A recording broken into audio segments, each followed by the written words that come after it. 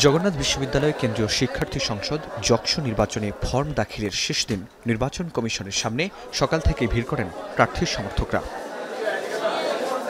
বেলা বাড়ার সঙ্গে সঙ্গে ভিড়ও বাড়ে।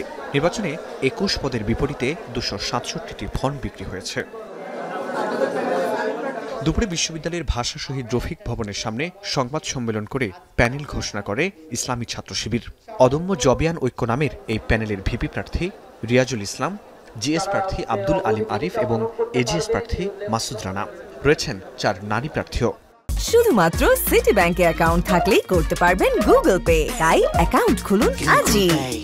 বাংলাদেশের ক্যাম্পাসগুলোতে এটা প্রমাণিত হয়েছে যে ক্যাম্পাসগুলোতে সুস্থ ধারার একটি রাজনৈতিক চর্চা এবং নির্বাচিত হওয়ার পরে নির্বাচিত প্রতিনিধিরা তারা যেভাবে শিক্ষার্থীদের জন্য কাজ করে যাচ্ছে, নিঃসন্দেহে সেটি অনেক বেশি প্রশংসার দাবি রাখে। আমরা প্রত্যাশা করি যে সামনের যে কার্যক্রমটা হবে নির্বাচন কমিশন লেভেল প্লেইং ফিল্ড বজায় রাখবেন। এদিন প্যানেল ঘোষণা করে জাতীয় ছাত্র শক্তিও। ঐক্যবদ্ধ জবিয়ান প্যানেলে ভিপি প্রার্থী কিশোর আঞ্জুম সাম্য, জিএস প্রার্থী ফয়সাল মুরাদ এবং এজিএস প্রার্থী মোহাম্মদ শাহিন মিয়া। বিশ্ববিদ্যালয় ক্যাম্পাসগুলোতে যে গণতান্ত্রিক চর্চার ধারা গত ১৬ বছরে অব্যাহত থাকেনি, সেই ধারা শুরু হয়েছে। আমরা শিক্ষার্থীদের রায়ের প্রতি পরিপূর্ণ সমর্থন জানাই এবং জানাবো।